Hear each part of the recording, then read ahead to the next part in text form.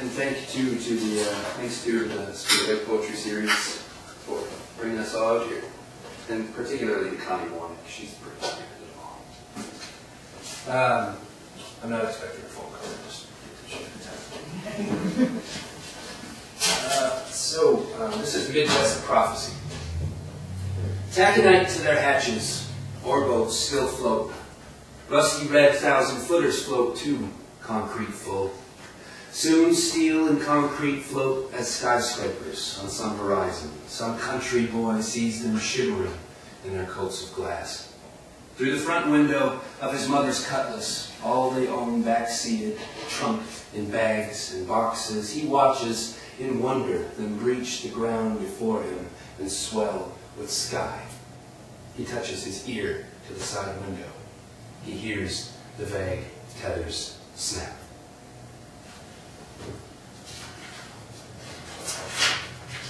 I have a character that runs through most of my work, and his name is Ward. So this poem is titled What Ward Prefers, and it's preceded by an epigraph by the Brazilian poet Carlos Drummond de Andrade, who said, "Some, the delicate ones, judging the spectacle cruel, will prefer to die." What Ward prefers. So Ward is a delicate one, hardened and softened by what life is not. And where are you, Carlos, rough old poet? Ward knows he prefers something, but death seems too harsh, too final, too finito, and who's anyone to say no more, Ward? Besides, he has his fear of commitment keeping him from suicide. And he has his ego whose wheels are still sometimes so big that whole weeks may be traversed in days. He has what? His time, his health. He has many years lived a young man with an old and wounded heart. The memories of his women wandering its empty hallways, clapping their sandaled heels along its floors. Yes, days now to Ward are like doors to walk through. And yes, he knows tragedy is God. How many people had he met who were made by it? But prefer to die? Prefer the dirt beneath? What do you know, Carlos? What can you know of any suffering but your own?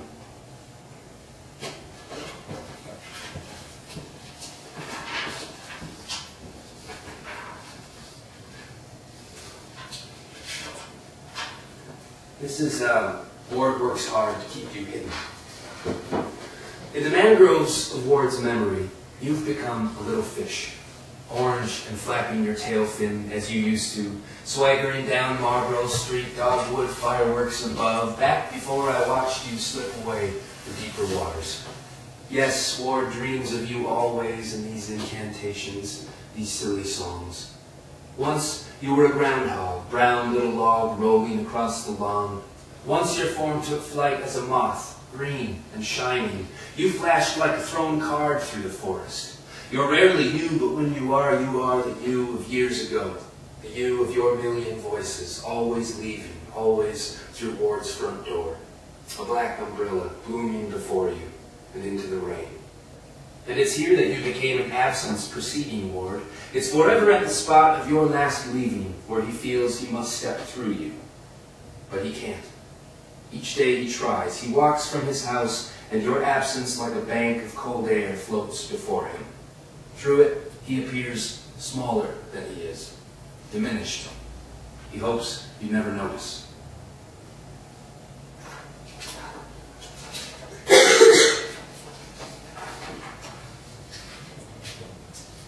This is Hangover, Sunday, 8 a.m. And through the hotel lobby comes this girl. She could be 10, she could be 12, who cares? Her hair still wet from her morning swim. It's turned her red shirt redder and 2 blotches on her shoulders and chest, and she's pushing this luggage dolly, this empty luggage dolly, one of its wheels missing, and the other 3 scrape and squeal as she pushes it across the milky tile, across the golden swirled carpet. With importance, slowly she pushes it, with the careful consideration of a 10-year-old bent to a serious task, her plastic flip-flops squeaking in her foot-sized puddles, across the whole lobby, before she bangs it into hallway walls, because the missing wheel throws her occasionally out of control. So she leans back and jerks it toward her and pushes it forward again, but harder. Now she's slamming it into other luggage dollies. She's trying to stuff it in the small room where they store other luggage dollies. And coatless hangers clatter to the floor like spent shells. And some huge cannon, some wide, dark mouth has spit you out right here.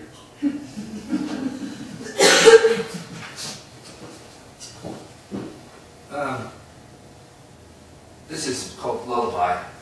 Who lives in apartment A beneath a woman who constantly cries, is beginning to feel deeply cleansed, holy and trusted. Imagine someone sharing all that sadness with him. What a change. Mostly he felt deeply annoyed. See, her tears ran down his walls, and the stains they left varied daily. Today they look like lightning looks, cracking in darkened skies. Some days they dart, cell bar down, or trickle little rivulets, and leafless trees rise from the forest floor to see. Other days she hangs her head out the window, so when winter comes her tears turn to snowflakes and fall as slim pages from her sad and endless story. Her left hair drapes down. You should see it. It's like she's dumping the dark bucket of her head out, banks of flakes beneath her in the street. Only when she slept, which seemed sometimes to last for weeks, did he have any peace. But now he misses her. He wants her awake. Because when she's awake, she's crying, and he's squeezing her tears from his cushions. He's behind a broom, splashing across the floor. At night, lights are risky, so he sits by the door in shadows on his cushionless couch, 2 plastic rubber-banded bags affixed to his ankles, the crystallized salt singing beneath him, her round, wailing mouth above, the things in the dark which call him to them.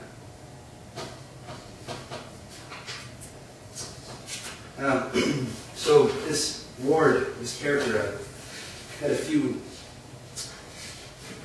I imagined him as kind of a life coach, which is a strange thing. A life coach.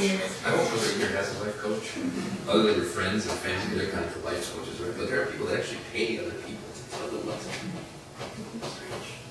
So this is first, before he became a life coach, he was a Sherpa.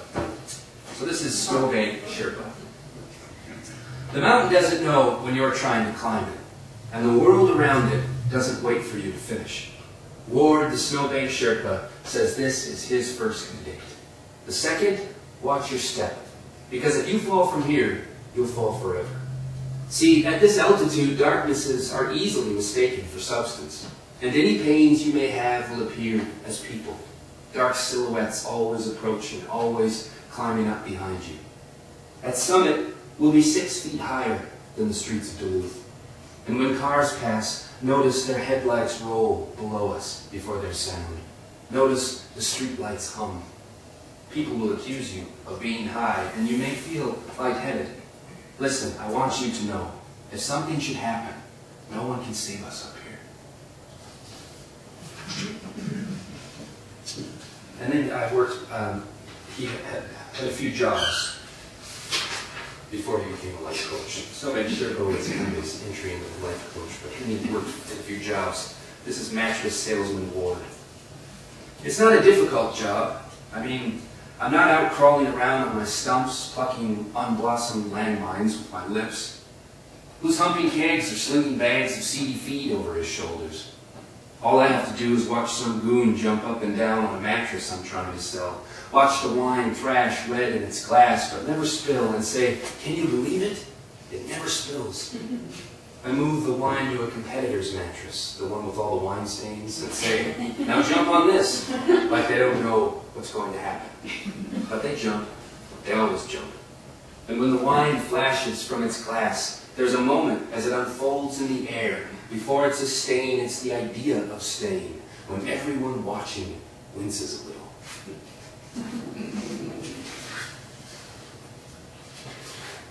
This is custodian work.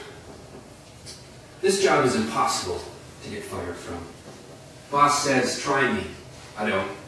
I like it here in the belly of the building. I know which pipe to bang on the boiler to make your radiator rattle.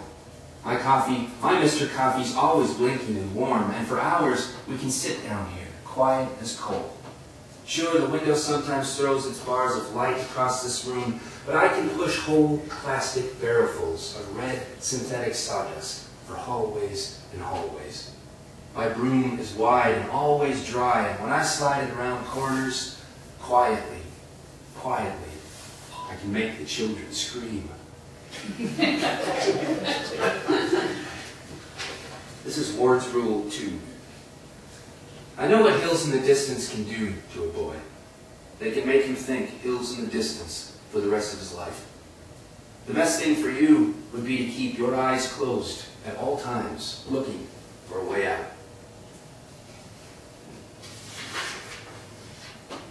Ward's Rule 5. If at a Christmas party you should walk into a room and see the woman you love sharing a bench with another man, leaning over her crossed legs into her lap, to avoid detection, for God's sake, don't shuffle. Just crawl into your pants, hands first, through your pockets. And I might have to maybe explain this one a bit. The final image in this poem, I always thought that when you make a fist, if you look at that tendon right there, it kind of looks like a snake eye, doesn't it? Like the eye of a reptile. This is Ward's Rule 3 for boys. You have chaos in your household, so you must learn to master the movements of your own body. And because you start somewhere, you start with your hands. Watch them as they slide across countertops, glasses, plates. And your wrists feel an ideal torque to twist knobs with. And feel in your fingers the perfect pressure, the faultless speed at which you push quietly on doors and slip through the cracks they make, unnoticed as a ghost. You'll practice endlessly. Practice becomes a place for you. By the time you're 10, the snake eyes that pop from your first knuckles, tireless clairvoyance, they'll keep you company as you make your fists. So I have some winter poems, some new ones. This is Winter Ward. It's that time of year when everyone pretends to like ballet. When the gods, cloudy choreographers, send us scurrying across their snowy stage. And you thought we couldn't look any more foolish than we already do. You thought we couldn't get any colder. I know you're out searching for the true, the genuine, but please, we're out of fuel oil, man. And it's freezing in here. Hurry up and write some poems.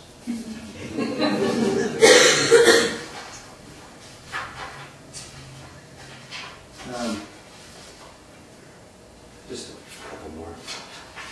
This is a new poem. Trying to find the boy in the bodies we've become. It's a lot like standing on the shore of Lake Superior and trying to see the other side. You're looking out over this endless amount of water, all blue. I mean, the other side is so far away that it's hard sometimes to believe there is another side. And it's winter. So occasionally, mysterious forces beneath, they somehow know to send up sea smoke. It's often thin and dim as candlelight, but it's enough to make islands of. You take that sea smoke and turn it into something so solid that a man could stand upon it if he needed to. He could slam his boat up there and stay till he could move on.